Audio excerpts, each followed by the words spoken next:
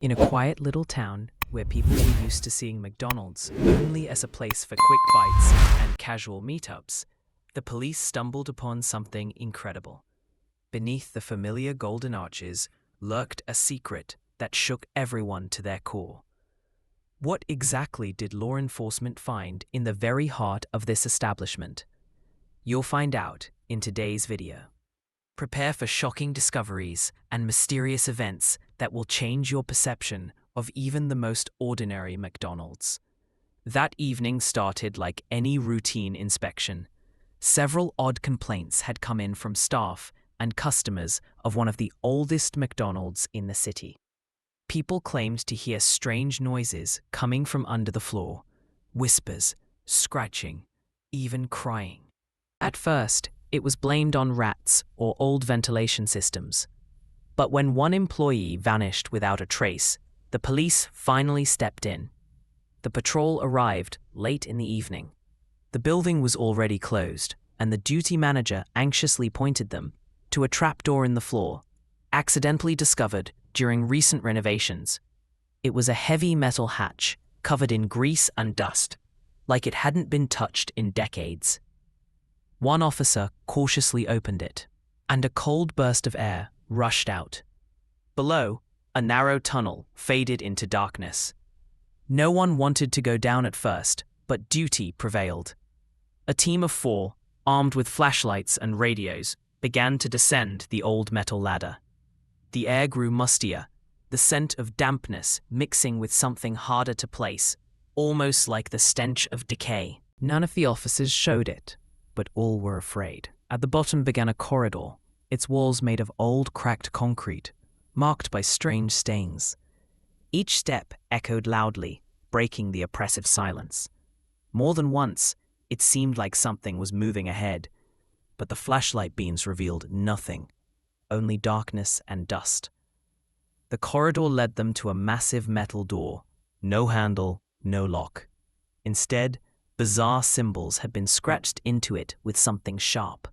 One officer touched the door, and with a chilling creak, it began to open on its own. What they saw beyond made them freeze. It was a large underground chamber, its walls covered with hundreds of symbols and markings. In the center stood a long wooden table, strewn with strange items, antique knives, wooden masks, rusty chains, and vials of thick, dark liquid. The air felt heavy and dense, as if the room itself resisted their presence. One officer noticed a trail of small barefoot prints on the floor, child-sized. But no child should have been in this tunnel. When he raised his flashlight toward the far corner, something darted, fast, like a shadow. They turned quickly, but again, only darkness. Terror crept into their hearts. No one spoke, but all felt it. They had found something that was never meant to be found. What lay beneath McDonald's wasn't some forgotten shelter or secret storage. It was a place filled with evil. And now, they were inside. There was no going forward, but turning back? Impossible. Because something or someone already knew they were there. For a moment, everyone stood frozen, as if reality had slipped, throwing them into a nightmare. The ceiling was high, yet a faint breathing sound came from above. One officer raised his flashlight, but the thick cobwebs revealed nothing. Suddenly, the bulb flickered and went out. Then a second flashlight died. Fortunately, the others stayed on, but the fear in the air only grew stronger. The room seemed alive. The air shimmered with whispers just out of reach. Captain Volkov stepped closer to the table. Among all the strange items, his eyes caught sight of an old, leather-bound book. He opened it, and a sharp grinding sound echoed. There were no words on the cover, but inside, the pages were filled with bloody red ink, strange symbols, and childlike drawings. One showed a burning McDonald's building, surrounded by screaming figures. "This isn't just a secret hole," Volkov whispered. "It's a cult." Junior Sergeant Smirnov spotted a hidden door behind a shelf. It was slightly ajar. They exchanged glances. Moving forward was terrifying, but retreating meant leaving the mystery behind. Inside the new room, they were speechless. It was a child's bedroom, an old crib, faded wallpaper with teddy bears and clowns, dusty toys. Time seemed frozen. On the floor lay a plush bunny, its face stained with dried blood. In the corner, an old Soviet TV. Suddenly, it turned on by itself. The screen flickered. Then the face of a child appeared, staring straight at them and whispering, "You shouldn't have come." One officer snapped, rushing to the exit, but tripped and fell. As the others helped him up, they noticed a new trapdoor under the carpet, fresh, clean-edged, recently used. A trail of small barefoot prints led straight to it. Then, a loud crash came from behind the wall. Something heavy had fallen or collapsed. Panic was rising. But to flee now meant to leave behind a secret that could take more lives. Volkov opened the hatch. A wave of damp, rot, and something animalistic hit them. Steps led even deeper. Behind them, a door creaked on its own. "They don't want us to leave," Smirnov murmured. At that moment, faint red lights ignited on the wall. The symbols on the concrete began to pulse. Something had activated, or someone had noticed them. He was leading them into the very heart of evil. Descending the slippery metal steps, the officers felt the air grow denser, heavier with every step. The dungeon seemed to breathe down their necks, as if the place itself were a living organism, ready to swallow them whole. It was dark below, but one of the flashlights illuminated something strange. A wall built entirely of human skulls. Someone had carefully embedded them into the concrete, and now they silently watched every move. Further ahead, the corridor split in two. To the left, the stench of rot. To the right, a faint, eerie melody, a woman's voice singing a lullaby. No one could believe it was real. The officers exchanged glances. Smirnov insisted they go toward the singing. Volkov hesitated, but agreed. They moved right, and soon entered a chamber lit by a dim, pulsing glow, like the beat of a heart. In the center stood a chair, and tied to it was a living woman. Her eyes were open, but her gaze was vacant, glassy. A strange symbol was carved into her forehead, identical to the ones they'd seen on the walls. Beside her lay a tape recorder, playing the lullaby on an endless loop. As Volkov approached, the woman suddenly twitched. She looked at him and whispered, "He's watching. Waiting for you to take the gift." At that very moment, a grinding noise echoed from deeper in the dungeon. The walls trembled. The woman collapsed, dead. No one had touched her. Her heart had simply stopped. They ran back to the fork, but now the left corridor no longer reeked of rot. Instead, it smelled of vanilla. Something warm, childlike. As if something or someone was trying to lure them in. But one detail struck them. The smell wasn't coming from the tunnel. It was behind them. The officers turned and saw a metal grate had slammed shut behind them. It hadn't been there before. They were trapped. They had no choice but to go left. A few meters in, the passage narrowed. On the dusty, blood-smeared walls, tiny handprints were scratched. Child-sized, crooked, scattered across the floor were toys. Not modern ones, ancient ones. Wooden dolls with no eyes, rusty cars, carvings made with a knife. And then, the dolls began to move. Slowly, yes, mechanically, as if powered by something old. But one of them turned its head and opened its mouth. From it came a child's voice. "You're too late. We're already inside." Panic erupted. One officer, Lieutenant Titov, began screaming, smashing a doll. But behind him, the wall began to shift. Silhouettes emerged, vague, like smoke. but their outlines resembled children. They didn't attack, they just watched. Then, one stepped forward and spoke. "This McDonald's was our home. You destroyed the entrance. Now you can't leave, not until you accept the one who's been waiting. He's very, very hungry." Before them, another door creaked open. On it was a strange double-arch symbol, just like the logo above the restaurant. But here, it looked more like a monstrous maw. Someone was already standing behind it. Beyond the doorway, pitch darkness. But they could feel something, a presence. Cold air wafted from within and carried the scent of fried food, familiar, but twisted by context into something horrifying. Volkov stepped in first. His footsteps echoed dully in the dark. The others followed, nearly blind. Suddenly, a spotlight flared in the center of the room, revealing a gigantic nursery.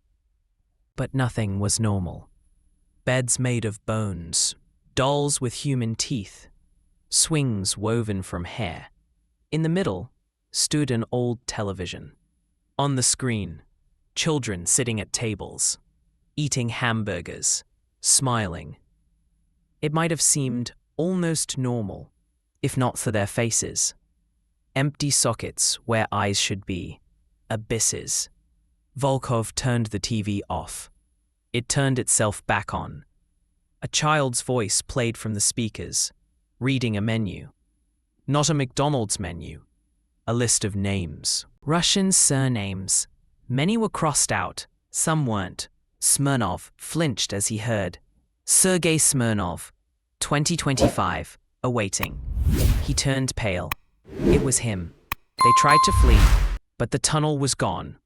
Behind them, a smooth concrete wall, like a mirror. Panic surged. Officer Pakamov drew his pistol, fired at the wall. The bullet ricocheted. He rushed toward the door, which suddenly burst open, and from it leapt a clown. His real costume was torn, his face mutilated, a mouth forever smiling, as if fused to his skin. He didn't attack. He just danced, spinning slowly to music that echoed from nowhere. "Welcome to the children's party," he rasped, coming to a halt. "Want a prize? It's inside us." More figures emerged from the shadows, small children wearing masks made of cardboard and leather. One of them held a tray with a hamburger. Inside it, a human eye. Volkov tried to stop them, but the boy whispered, "You don't understand. We're not the evil ones. He made us this way. It's all for him. He's always hungry." At that moment, the ground trembled. The ceiling cracked, but didn't collapse. Instead, the walls began to shift, to twist, forming a single massive arch. Something began to crawl through. Not a man, not an animal, a being stretched in flesh, with 3 mouths and spider-like arms. Its face, a grotesque blend of a child and an old man, as if time itself had warped within its body.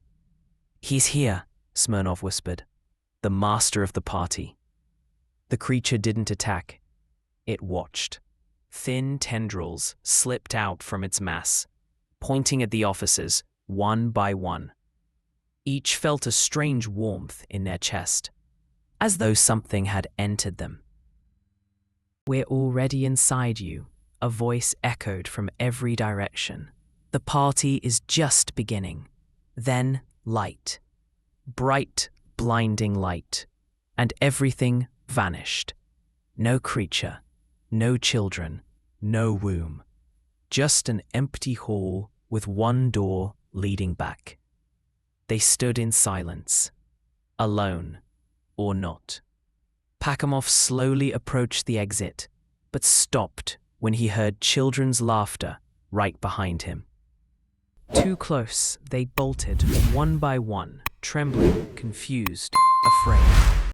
The narrow tunnel they'd come through was no longer the same. The walls pulsed and bent like living flesh.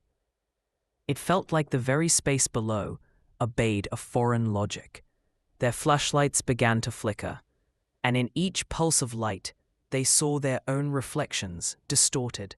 Empty eyes, bloodied hands, uniforms smeared with childlike drawings, painted in human skin. When they reached the first turn leading upward, Smirnov looked back and froze. Pakamov followed behind, but his face had changed. No fear, just a strange, sick calm. His pupils completely black. He slowly raised his head and whispered, "He won't let us go that easily. Someone has to stay." Before anyone could react, Pakamov struck Volkov hard. Volkov fell unconscious. A siren howled from below. Red light flooded the tunnel. The others lunged at Pakamov, but he laughed. Not like a man. His laugh was shrill, twisted, like an old music box. When Volkov came to, he saw only Pakamov vanishing into the depths, led by shadows, as if he had become one of them. The remaining three burst through the floor beneath the warehouse. Daylight. For the first time in hours, wind on their skin. But the McDonald's was gone. In its place, a charred, empty lot covered in ash. Not a soul in sight, just a closed sign, and the stench of burned plastic. The city had changed. Cars were abandoned. Pages from children's coloring books floated in the breeze. Music played, the kind you'd hear at a kids' show. But no people. Smirnov rushed to the nearest house, empty, as if the entire population had vanished seconds before their return. They turned on their radios. Only static. Phones had no signal. Then Officer Artamonov pulled out an old tape recorder. He had recorded the descent. They played it, but the voices weren't theirs. Children, and among them, Pakamov's voice, but childlike. "I told you, we're a family now." The tape cut off, and Volkov understood. They hadn't just been lured, they'd been used. The thing that lived below didn't want to be found. It wanted to get out, and now it had. It was among them. The last turn. The final chance. Smirnov proposed to go back, to seal the tunnel, destroy everything. But when they turned, the tunnel was gone. In its place, a slab of concrete. On it, a child's bloody handprint, and a message scratched with fingernails. "Thank you for the party." Days passed. The officers didn't speak. The city remained empty. They returned to the station, filed a report. No one believed them. The documents vanished. Security footage blank. According to the records, there had never been a McDonald's on that site. And only Volkov, sometimes waking in the middle of the night, could smell fries through the window, hear soft laughter, and see, in his bathroom mirror, not his reflection, but Pakamov's smiling face, grateful. Because the party never ends. And the next guest is already on their way. That tunnel under McDonald's was a doorway into something far darker than anyone could imagine. What lies in the depths? What secrets still wait? We can only wonder. Stay tuned for more. Subscribe, like, and share this story so more people can learn the truth. Thank you for staying with us.